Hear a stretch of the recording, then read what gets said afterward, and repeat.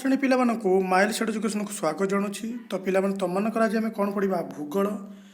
ଯେଉଁ ଭୂଗୋଳର ଆମେ ଯେଉଁ ଭୂ ସମ୍ବଳ ପଢ଼ୁଥିଲେ, ଯେଉଁଟା ଦ୍ୱିତୀୟ ଅଧ୍ୟାୟ ତୁମର ଅଛି, ଯେଉଁଟା ଭୂ ସମ୍ବଳ ପଢ଼ୁଥିଲେ, ଠିକ୍ ଅଛି, ତାର ପାର୍ଟ 1ର କ୍ଲାସ୍ ଗତକାଲି ହୋଇଯାଇଛି।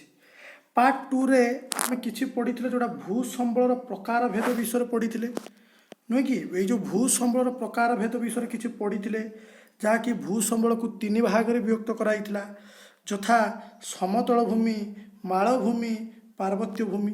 ଠିକ୍ ଅଛି ନା ନାଇଁ କୁହ? ତ ଏ ବିଷୟରେ ଆମେ କାଲି ସମ୍ୟକ ଧାରଣା ଦେଇଥିଲେ ତୁମମାନଙ୍କୁ। ତ ଆଜି ପାର୍ଟ 2ରେ ଆମେ ଆଜିଠୁ କଣ୍ଟିନ୍ୟୁ ଭାବରେ କ୍ଲିଅର ଭାବରେ ଭୂ ସମ୍ବଳର ପ୍ରକାର ଭେଦ ବିଷୟରେ ପଢ଼ିବା। ତ ଯେଉଁମାନେ ବି ପାର୍ଟ 1ର କ୍ଲାସ୍ଟିକୁ ଦେଖିନା କିମ୍ବା ଆମ ଚ୍ୟାନେଲ ନୂତନ ଭାବେ ଯୋଡ଼ି ହେଇଛ କିମ୍ବା ଆମ ଚ୍ୟାନେଲ କୌଣସିଟିକୁ ବି କ୍ଲାସ୍କୁ ଦେଖିନାଅ, ପ୍ରଥମେ କ'ଣ କରିବ? କ୍ଲାସ୍ ଗୁଡ଼ିକୁ ଦେଖିବା ପାଇଁ ଆମ ଚ୍ୟାନେଲକୁ ସବସ୍କ୍ରାଇବ୍ କରିଦିଅ। ଆମ ଚ୍ୟାନେଲ ପ୍ଲେଲିଷ୍ଟକୁ ଯାଅ, ପ୍ଲେଲିଷ୍ଟରେ ସବୁକିଛି ଭିଡ଼ିଓ ତୁମର ଅପଡ଼େଟେଡ଼ ହୋଇଯାଇଛି। ଅଷ୍ଟମ ଶ୍ରେଣୀର, ସପ୍ତମ ଶ୍ରେଣୀର ସବୁକିଛି ଭିଡ଼ିଓ ତୁମର ଅପଡ଼େଟେଡ଼ ହୋଇଯାଇଛି। ସେ କ୍ଲାସ୍ ଗୁଡ଼ିକୁ କଣ୍ଟିନ୍ୟୁ ଭାବରେ ଦେଖ। ଯଦି ଭଲ ଲାଗୁଛି ଲାଇକ୍ କର, ସାଙ୍ଗମାନଙ୍କ ସହିତ ସେୟାର କରିଦିଅ। ତ ଆଉ ଲେଟ୍ କରିବାନି, କ୍ଲାସ୍ଟିକୁ ଆରମ୍ଭ କରିଦେବା। ଭୂ ସମ୍ବଳର ପ୍ରକାର ଭେଦ। ଭୂ ସମ୍ବଳର ପ୍ରକାର ଭେଦ ରେଡ଼ି? ଦେଖ, ସମୁଦ୍ର ପତନ ଠାରୁ ସ୍ଥଳଭାଗ ଆଡ଼କୁ ଭୂମିର ଉଚ୍ଚତା କ୍ରମଶଃ ବୃଦ୍ଧି ପାଇଥାଏ। ଚିତ୍ରକୁ ଲକ୍ଷ୍ୟ କର, ଏଇଟା ଯେଉଁଟା ସମୁଦ୍ର ଅଛି, ସମୁଦ୍ରର ସ୍ଥଳଭାଗରୁ ଦେଖ, ଭୂମି ଆଡ଼କୁ ଉଚ୍ଚତା ଦେଖ ଧୀରେ ଧୀରେ ବୃଦ୍ଧି ପାଉଛି ନା ନାଇଁ କୁହ? ମୁଁ ଯେଉଁ ଚିତ୍ର କରିଦେଲି ଦେଖ, ଧୀରେ ଧୀରେ ବୃଦ୍ଧି ପାଉ ଦେଖ। ତ ଉଚ୍ଚତା ଦୃଷ୍ଟିରୁ ଭୂଭାଗକୁ 3 ଭାଗରେ ବିଭକ୍ତ କରାଯାଇଛି। ଉଚ୍ଚତା ଦୃଷ୍ଟିରୁ ଭୂଭାଗ କେତେ ଭାଗରେ ବିଭକ୍ତ କରାଯାଇଛି? 3 ଭାଗରେ ବିଭକ୍ତ କରାଯାଇଛି। ଯଥା କ'ଣ କ'ଣ? ନା ଯେଉଁଟା ଅଧିକ ଉଚ୍ଚ ଅଛି, ଯେଉଁଟା ଅଧିକ ଉଚ୍ଚ ବିଶିଷ୍ଟ ପାହାଡ଼ ପର୍ବତକୁ ନେଇ ଗଠିତ ହୋଇଛି, ତାକୁ କ'ଣ କୁହାଯାଉଛି? ପାର୍ବତ୍ୟ ଭୂମି। ତାକୁ କ'ଣ କୁହାଯାଉଛି ପିଲାମାନେ? ପାର୍ବତ୍ୟ ଭୂମି। ଯେଉଁଟା ଅଳ୍ପ ଉଚ୍ଚ ନିଚ ହୋଇଥିବା ବିସ୍ତୀର୍ଣ୍ଣ ପଥୁରିଆ ଅଞ୍ଚଳକୁ ମାଳଭୂମି ବୋଲି କୁହାଯାଉଛି। ପାର୍ବତ୍ୟ ଭୂମି ତଳକୁ କିଏ ଅଛି? ମାଳଭୂମି। ଯାହାକି କ'ଣ? ଅଳ୍ପ ଉଚ୍ଚ ନିଚ ହୋଇଥିବା ବିସ୍ତୀର୍ଣ୍ଣ ପଥୁରିଆ ଅଞ୍ଚଳ କ'ଣ କୁହାଯିବ? ଆଉ ଗୋଟେ କ'ଣ? ମାଳଭୂମି ବୋଲି କୁହାଯିବ। ଠିକ୍ ଅଛି ନା ନାଇଁ କୁହ? ନେକ୍ସଟ ଅଛି, ସମୁଦ୍ର ପତନରୁ ଅଳ୍ପ ଉଚ୍ଚରେ ଥିବା ପ୍ରାୟ ସମାନ ଉଚ୍ଚତା ବିଶିଷ୍ଟ ଅଞ୍ଚଳକୁ ସମତଳ ଭୂମି ବୋଲି କୁହାଯାଇଥାଏ। ଦେଖ, ସମୁଦ୍ର ପତନରୁ, ଏଇଟା ହେଉଛି ସମୁଦ୍ର ପତନ, ପ୍ରାୟ ଦେଖ ସମାନ ଭାବରେ ସମୁଦ୍ର ସହିତ ସମାନ ଭାବରେ ଠିକ୍ ମାନେ ସମୁଦ୍ର ଠାରୁ ଟିକେ ଉଚ୍ଚାରେ ଅଛି ଯେଉଁ ଭୂମିଟି ଅଛି, ତାକୁ କ'ଣ କୁହାଯିବ? ସମତଳ ଭୂମି। ତେବେ ଆମେ ଉଚ୍ଚତା ଦୃଷ୍ଟିରୁ ଆମେ ଭୂଭାଗକୁ 3 ଭାଗରେ ବିଭକ୍ତ କଲେ, ଯଥା ପାର୍ବତ୍ୟ ଭୂମି, ମାଳଭୂମି ଆଉ ସମତଳ ଭୂମି। ବୁଝିହେଲା କି ନାହିଁ କୁହ? ସମସ୍ତେ ବୁଝିପାରୁଥିବେ ବୋଲି ମୋର ଆଶା। ନେକ୍ସଟ ଦେଖ, ଏସିଆର ହିମାଳୟ, ଏସିଆ ଆମ 7ଟି ମହାଦେଶକୁ ନେଇ ଗଠିତ ହୋଇଥିଲେ, ତୁମକୁ କହିଥିଲି ସ୍ଥଳଭାଗ କଥା। ତ ଏସିଆର ହିମାଳୟ, ୟୁରୋପର ଆଲପସ୍, ଉତ୍ତର ଆମେରିକାର ରକି, ଦକ୍ଷିଣ ଆମେରିକାର ଆଣ୍ଡିଜ୍ ପର୍ବତମାଳାରେ ପୃଥିବୀର ମୁଖ୍ୟ ପାର୍ବତ୍ୟ ଭୂମି ଗୁଡ଼ିକ ଅବସ୍ଥିତ। ଦେଖ, ପୃଥିବୀର ମୁଖ୍ୟ ପାର୍ବତ୍ୟ ଭୂମି ଗୁଡ଼ିକ କେଉଁଠି କେଉଁଠି ଅବସ୍ଥିତ? ନା ଏସିଆର ହିମାଳୟରେ ଅଛି, ୟୁରୋପର ଆଲପସରେ ଅବସ୍ଥିତ ରହିଛି, ଉତ୍ତର ଆମେରିକାର ରକି ଠାରେ ରହିଛି, ଦକ୍ଷିଣ ଆମେରିକାର ଆଣ୍ଡିଜ୍ ପର୍ବତମାଳାରେ ଏହି ପାର୍ବତ୍ୟ ଭୂମି ଗୁଡ଼ିକ ରହିଛି। ସେହିପରି ଏସିଆର ତିବ୍ଦତ, ଗୋବି, ୟୁରୋପର ସ୍କାଣ୍ଡିନେଭିଆ, ଉତ୍ତର ଆମେରିକାର କାନାଡ଼ିଆନ୍ ସିଲ୍ଡ, ଦକ୍ଷିଣ ଆମେରିକାର ବ୍ରାଜିଲ ଓ ପାଟାଗୋନିଆ, ଆଫ୍ରିକାର ଅଧିକାଂଶ ଅଞ୍ଚଳ ଓ ପଶ୍ଚିମ ଅଷ୍ଟ୍ରେଲିଆ, ଭାରତର ଦାକ୍ଷିଣାତ୍ୟ ମାଳଭୂମି ପୃଥିବୀର ମୁଖ୍ୟ ମାଳଭୂମି ରୂପେ ପରିଚିତ। ମାଳଭୂମି କ'ଣ କ'ଣ ଜାଣିପାରିଲ? ଏଇସବୁ ମାଳଭୂମି ଗୁଡ଼ିକ ଆରାମସେ ନୋଟ୍ କରି ଲେଖିପାରିବ। ତାପରେ ସେ ପାର୍ବତ୍ୟ ଭୂମି ଗୁଡ଼ିକ କେଉଁଠି ହେଉଛି ଦେଖ, ଭାରତର ହିମାଳୟ, ଆରାବଳୀ, ବିନ୍ଧ୍ୟ, ପୂର୍ବଘାଟ, ପଶ୍ଚିମଘାଟ ପ୍ରଭୃତି ଉଚ୍ଚ ପଥୁରିଆ ଅଞ୍ଚଳ ଗୁଡ଼ିକ ପାର୍ବତ୍ୟ ଭୂମି ଅନ୍ତର୍ଗତ। ବୁଝିଲା କି ନାହିଁ? କେଉଁଠି କେଉଁଠି ଅଛି? ପାହାଡ଼, ପର୍ବତ ଓ ମାଳଭୂମିର ଉପରି ଭାଗରେ ଥିବା ମୃତ୍ତିକା ସ୍ତର ପତଳା ହୋଇଥାଏ, ପଥୁରିଆ ହୋଇଥାଏ ଓ ତାହାର ଜଳଧାରଣ କ୍ଷମତା କମ୍ ହୋଇଥାଏ। ଯେହେତୁ ପାହାଡ଼, ପର୍ବତ, ମାଳଭୂମିର ଉପରି ଭାଗଟି କ'ଣ ହେଉଛି? ମୃତ୍ତିକା ସ୍ତରଟି ବହୁତ ପତଳା ହୋଇଥାଏ ଏବଂ ପଥୁରିଆ ହୋଇଥିବା ଯୋଗୁଁ ତା'ର ଜଳଧାରଣ କ୍ଷମତାଟି କମ୍ ହୋଇଥାଏ। ତେଣୁ ସେସବୁ ଅଞ୍ଚଳ କୃଷି କାର୍ଯ୍ୟ ପାଇଁ ଲାଭଜନକ ନୁହେଁ। ତେବେ ଏଇ ଯେଉଁ ମାଳଭୂମି, ପାହାଡ଼, ପର୍ବତ ଅଞ୍ଚଳରେ କ'ଣ ଚାଷ ଭଲ ହୁଏ କି? ହୁଏ ନାହିଁ। କାହିଁକି? ନା ସେଇଠି ଜଳଧାରଣ କ୍ଷମତାଟି କମ୍ ହୋଇଥାଏ। ବିଭିନ୍ନ ନଦୀ ଉପତ୍ୟକା, ତ୍ରିକୋଣଭୂମି ଅଞ୍ଚଳ ଏବଂ ସମୁଦ୍ର ଉପକୂଳରେ ସମତଳ ଭୂମିମାନ ଦେଖାଯାଇଥାଏ। ତେବେ ସମତଳ ଭୂମି କେଉଁଠି କେଉଁଠି ଦେଖାହେଉଛି? ନା ନଦୀ ଉପତ୍ୟକାରେ, ତ୍ରିକୋଣଭୂମି ଅଞ୍ଚଳରେ ଏବଂ ସମୁଦ୍ର ଉପକୂଳରେ ଏସବୁଠାରେ କ'ଣ ହେଉଛି? ସମତଳ ଭୂମିମାନ ଦେଖାହେଉଛି। ପୃଥିବୀର ମୁଖ୍ୟ ସମତଳ ଭୂମି ଗୁଡ଼ିକ ମଧ୍ୟରେ ଏସିଆର ସାଇବେରିଆ ମନେ ରଖ, ଉତ୍ତର ଆମେରିକାର କେନ୍ଦ୍ରୀୟ ସମତଳ ଭୂମି, ଦକ୍ଷିଣ ଆମେରିକାର ଆମାଜନ ଓ ପାରାଗୁଏ ଅବବାହିକା, ଆଫ୍ରିକାର ନୀଳ ନଦୀ ଓ କଙ୍ଗୋ ନଦୀ ଅବବାହିକା ଉଲ୍ଲେଖଯୋଗ୍ୟ। ତ ପୃଥିବୀର ମୁଖ୍ୟ ସମତଳ ଭୂମି ଗୁଡ଼ିକ କହିଲେ କେଉଁଠି କେଉଁଠି ଅଛି ଜାଣିପାରିଲ?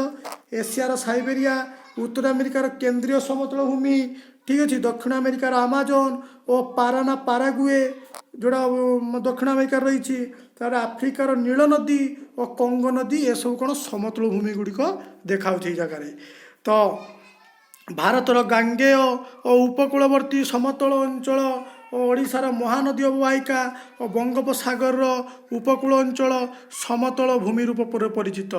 ତେବେ ଆମର ଓଡ଼ିଶାର ମହାନଦୀ ଅବବାହିକା ଗୋଟେ ସମତଳ ଭୂମି ରୂପରେ ସେ ପରିଚିତ, ମନେ ରଖିବ ହେଲା କି, ସମତଳ ଭୂମି ରୂପରେ ସେ ପରିଚିତ। ସମତଳ ଭୂମି ଗୁଡ଼ିକରେ ମୃତ୍ତିକାର ସ୍ତର ବହଳ ଓ ଜଳ ଧାରଣ କ୍ଷମତା ଅଧିକ ହୋଇଥିବାରୁ ସେଗୁଡ଼ିକ ଉର୍ବର କୃଷି କାର୍ଯ୍ୟ ଲାଭଜନକ ହୋଇଥାଏ। ତେବେ ଆମେ କେଉଁଠି ଚାଷ କରିବା ପାଇଁ ଉପଯୋଗୀ ହୋଇପାରିବ ବା କୃଷି କାର୍ଯ୍ୟ କରିବା ପାଇଁ ଲାଭଜନକ ହୋଇପାରିବ? ନା ସମତଳ ଭୂମି ଗୁଡ଼ିକରେ। ନା କାହିଁକି? ସମତଳ ଭୂମିରେ ମୃତ୍ତିକାର ସ୍ତରଟି ବହୁତ ବହଳ ଥାଏ ଓ ଜଳ ଧାରଣ କ୍ଷମତା ଅଧିକ ହୋଇଥାଏ। ଜଳଧାରଣ କ୍ଷମତା ଅଧିକ ହୋଇଥିବା ଯୋଗୁଁ ସେ ମୃତ୍ତିକାଟି ଉର୍ବର ହୋଇଥାଏ ଏବଂ ସେଠି କୃଷି ପାଇଁ ଲାଭଜନକ ପରିସ୍ଥିତି ଉପୁଜିଥାଏ। ଏବେ ସେ ଭୂ ବ୍ୟବହାର କଥା ପଡ଼ିବା। ମନୁଷ୍ୟ ତା'ର ଜୀବନ ଜୀବିକା ପାଇଁ ଭୂ ସମ୍ବଳକୁ ବିଭିନ୍ନ ଭାବରେ ବ୍ୟବହୃତ କରିଛି ବା ବ୍ୟବହାର କରୁଛି। ବସତି ସ୍ଥାପନ କରୁଛି, ଭୂମି ଉପରେ ବସତି ସ୍ଥାପନ କରୁଛି, କୃଷି କାର୍ଯ୍ୟ କରୁଛି, ପଶୁପାଳନ କରୁଛି, ଗମନାଗମନ ପଥ ନିର୍ମାଣ କରୁଛି, ବନୀକରଣ କରୁଛି, ଖଣିଜ ଉତ୍ତୋଳନ କରୁଛି, କାରଖାନା ଓ ବାଣିଜ୍ୟ କେନ୍ଦ୍ର ସ୍ଥାପନ ଆଦି କାର୍ଯ୍ୟରେ ଭୂମି ବ୍ୟବହାର କରୁଛି। ଦେଖ, ମନୁଷ୍ୟର ବ୍ୟବହାର ପାଇଁ ସେ କ'ଣ କରୁଛି? ଭୂମିକୁ ବ୍ୟବହାର କରୁଛି। ଯଥା ବସତି ସ୍ଥାପନ ପାଇଁ ଭୂମି ବ୍ୟବହୃତ ହେଉଛି, କୃଷି କାର୍ଯ୍ୟ ପାଇଁ, ପଶୁପାଳନ ପାଇଁ, ଗମନାଗମନ ପାଇଁ ଯେଉଁ ରାସ୍ତା ନିର୍ମାଣ, ଯେଉଁଟା ପଥ ନିର୍ମାଣ ହେଉଛି, ବନୀକରଣ ମାନେ ଜଙ୍ଗଲ ସୃଷ୍ଟି କରିବା ପାଇଁ, ଖଣିଜ ଉତ୍ତୋଳନ ପାଇଁ, କାରଖାନା ପାଇଁ ଓ ବାଣିଜ୍ୟ କେନ୍ଦ୍ର ସ୍ଥାପନ ପାଇଁ, ଏସବୁ କାର୍ଯ୍ୟ କରିବା ପାଇଁ ଆମେ ଭୂମିକୁ ବ୍ୟବହାର କରୁଛୁ, ଯାହାକୁ ଭୂ ବ୍ୟବହାର ବୋଲି କୁହାଯାଉଛି। ଭୂ ବ୍ୟବହାର ଅର୍ଥ ମାନେ କ'ଣ? ଭୂମିର ବ୍ୟବହାର। କେଉଁ କେଉଁ ଦିଗରେ ଭୂମିକୁ ଆମେ ବ୍ୟବହାର କରିପାରିଛୁ, କେଉଁ ଦିଗରେ ମୁଁ ଯେଉଁ କହିଲି ବସତି ସ୍ଥାପନ, କୃଷି କାର୍ଯ୍ୟ, ପଶୁପାଳନ, ଗମନାଗମନ ପଥ ନିର୍ମାଣ ଇତ୍ୟାଦି ଇତ୍ୟାଦି, କ'ଣ ଏହିସବୁ କାର୍ଯ୍ୟରେ ଆମେ ଭୂମିକୁ ବ୍ୟବହାର କରୁଛୁ, ତେଣୁ ତାକୁ ଆମେ ଭୂ ବ୍ୟବହାର ବୋଲି କହୁଛୁ। ତ କୌଣସି ଅଞ୍ଚଳର ଭୂମିକୁ କେଉଁ କାର୍ଯ୍ୟ ପାଇଁ ବ୍ୟବହାର କରାଯିବ, ସେହି କାର୍ଯ୍ୟ କେଉଁ ଉପାୟରେ କରାଯାଇପାରିବ, ତାହା ସେହି ଅଞ୍ଚଳର ଦୁଇ ପ୍ରକାର ଅବସ୍ଥା ଉପରେ ନିର୍ଭର କରିଥାଏ। ଦେଖ, କେଉଁ ଅଞ୍ଚଳରେ କେଉଁ ଭୂମିକୁ କେଉଁ କାର୍ଯ୍ୟରେ ବ୍ୟବହାର କରାଯାଇପାରିବ, ସେହି କାର୍ଯ୍ୟ ଦ୍ୱାରା ସେହି କାର୍ଯ୍ୟକୁ କେଉଁ ଉପାୟରେ କରାଯାଇପାରିବ, ତାହା ଦୁଇଟି ଅବସ୍ଥା ଉପରେ ନିର୍ଭର କରେ। ମନେ ରଖିବ, ମୋଷ୍ଟ ଇମ୍ପୋର୍ଟାଣ୍ଟ, ଗୋଟେ ହେଉଛି ପ୍ରାକୃତିକ ଅବସ୍ଥା ଆଉ ଗୋଟେ ହେଉଛି ମାନବୀୟ ଅବସ୍ଥା। ତେବେ ଦୁଇଟି ଅବସ୍ଥା ଉପରେ ନିର୍ଭର କରେ। କ'ଣ କ'ଣ? ନା ପ୍ରାକୃତିକ ଅବସ୍ଥା, ମାନବୀୟ ଅବସ୍ଥା। ପ୍ରାକୃତିକ ଅବସ୍ଥା ଗୁଡ଼ିକ ମଧ୍ୟରେ ସେ ଅଞ୍ଚଳର ଭୂ ପ୍ରକୃତି, ମୃତ୍ତିକା, ଜଳବାୟୁ, ଖଣିଜ, ଜଳର ସୁଲଭତା ଆଦି ପ୍ରଧାନ ଅଟେ। ଏବଂ ମାନବୀୟ ଅବସ୍ଥା କହିଲେ ସେ ଅଞ୍ଚଳର ଜନସଂଖ୍ୟା, ଶିକ୍ଷା, ବୈଷୟିକ ଜ୍ଞାନ ଓ ପ୍ରୟୋଗାତ୍ମକ କୌଶଳ ମୁଖ୍ୟ ଅଟେ। ବୁଝିଲା କି ନାହିଁ କୁହ? ବୁଝିଲା କି ନାହିଁ କୁହ? ଦେଖ, ଯେଉଁ ପ୍ରାକୃତିକ ଅବସ୍ଥା କହିଲା, ମାନବୀୟ ଅବସ୍ଥା କହିଲା। ପ୍ରାକୃତିକ ଅବସ୍ଥା ଯେଉଁଟା ଭୂ ପ୍ରକୃତି, ସେ ଅଞ୍ଚଳର ଭୂ ପ୍ରକୃତି ପ୍ରାକୃତିକ ଅବସ୍ଥାକୁ ବୁଝାଏ। ମୃତ୍ତିକା ହେଉଛି ପ୍ରାକୃତିକ ଅବସ୍ଥାକୁ ବୁଝାଏ। ଜଳବାୟୁ, ଖଣିଜ, ଜଳର ସୁଲଭତା ଏସବୁ ପ୍ରାକୃତିକ ଅବସ୍ଥାକୁ ବୁଝାଏ। ମାନବୀୟ ଅବସ୍ଥା କ'ଣ? ନା ଜନସଂଖ୍ୟା, ଶିକ୍ଷା, ବୈଷୟିକ ଜ୍ଞାନ, ପ୍ରୟୋଗାତ୍ମକ କୌଶଳ ଏସବୁ କ'ଣ? ମାନବୀୟ ଅବସ୍ଥାକୁ ବୁଝାଏ। ଏହିସବୁ ଅବସ୍ଥା ପୃଥିବୀର ସବୁ ଅଞ୍ଚଳ ସମାନ ନୁହେଁ। ସବୁ ଅଞ୍ଚଳରେ ଶିକ୍ଷା କ'ଣ ସମାନ ଭାବରେ ଚାଲିଛି କି? ନାହିଁ ନା। ବୈଷୟିକ ଜ୍ଞାନ କ'ଣ ସବୁଠାରେ ସମାନ ଚାଲିଛି କି? ନାହିଁ ନା। ଜନସଂଖ୍ୟା କ'ଣ ସବୁ ରାଜ୍ୟର ସମାନ କି ବା ସବୁ ଜିଲ୍ଲାର ସମାନ କି? ସମାନ ନୁହେଁ ନା। ସବୁ ଜାଗାରେ କ'ଣ ଜଳବାୟୁ ସମାନ କି? ସବୁ ଜାଗାରେ କ'ଣ ଖଣିଜ ସମାନ କି? ସବୁ ଜାଗାରେ କ'ଣ ଜଳର ସୁଲଭତା ସମାନ ହେଉଛି କି? ନୁହେଁ ନା। ତେଣୁ ପୃଥିବୀର ବିଭିନ୍ନ ଅଞ୍ଚଳରେ ଭିନ୍ନ ଭିନ୍ନ ଭାବରେ ଭୂମିକୁ ବ୍ୟବହାର କରାଯାଉଛି। ଯଦି ପୃଥିବୀରେ ଏସବୁ ଅବସ୍ଥା ଗୁଡ଼ିକ ଯେଉଁଟା ପ୍ରାକୃତିକ ଅବସ୍ଥା ଆଉ ମାନବୀୟ ଅବସ୍ଥା ଯଦି ସମାନ ଥାଆନ୍ତା ନା, ତାହେଲେ କ'ଣ ହେଇଥାନ୍ତା? ନା ସମାନ ସମାନ ଭାବରେ ଭୂମିକୁ ବ୍ୟବହାର କରାଯାଇ ପାରିଥାନ୍ତା।